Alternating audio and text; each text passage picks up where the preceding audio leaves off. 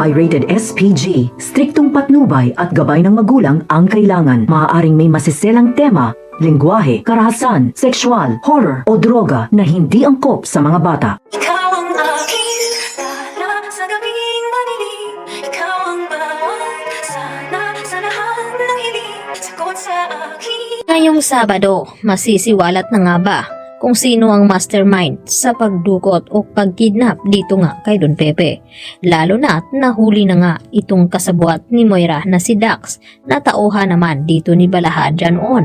At dahil na rin sa tulong dito ni Eric na tumawag nga dito kay RJ dahil narinig ni Eric habang may tinatawagan nga ang taong ito na nakabangga sa kanyang kotse. At dito na sinabi ni Eric na banggit daw na Mrs. Tanyag at Moira ang pangalan at tungkol daw ito sa nangyari dito sa kanyang biyanan.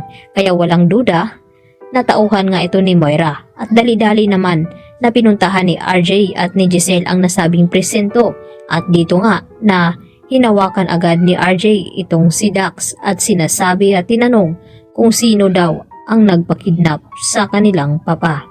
At dahil dito, absuelto naman ang binigay na statement dito ni Nerissa dahil hindi nga napapatunayan at agad na binawi ni Nerissa na gawa-gawa lang naman daw niya itong sinabi niya na pakana lang daw lahat ni Moira ang mga iyon na siya ang sangkot sa nagiging kidnapping dito nga kay Don Pepe.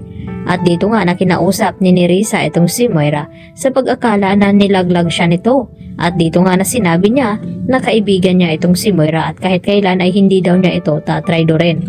Subalit paano daw nakasigurado itong si Moira na hindi siya ikakanta dito ni Dax at ano ang kanyang pangahawakan dito na ngayon nga ay kasalukuyan na hawak na nga ng mga kapulisan itong si Dax at magbibigay na nga ng statement kung sino ba ang kanyang mga amo at mastermind sa nangyaring kidnapping. At dito nga napinigan ang husto ng mga kapulisan itong si Dax at dito na inamin niya na kasama nga siya sa nangyaring kidnapping dito kay Don Pepe. At dito na nagtanong itong si Giselle na kung sino pa daw ang kanyang mga kasamahan sa pagkidnap dito sa kanilang papa. At napatingin naman itong si Dax dito kay Zoe. Subalit dahil malaki ang gusto dito ni Dax kay Zoe ay baka hindi niya ito idadawit at baka si Moira lamang ang kanyang ilalaglag dahil wala na nga itong pakinabang sa kanya at hindi na nga siya binigyan ng pera nito.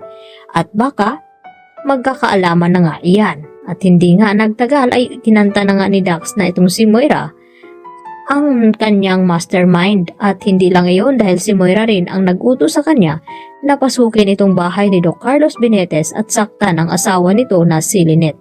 Kaya patong-patong na nga ang kahaharapin dito ni Moira na kaso.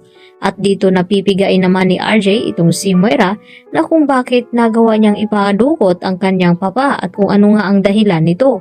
At napaiyak na lamang itong si Zoe habang tinitingnan itong si RJ na sinasaktan na nga at pilit na pinapaamin itong kanyang ina na si Moira na sabihin ang totoo kung ano ang motibo nito sa likod ng pagpapakidnap ni Moira kay Don Pepe.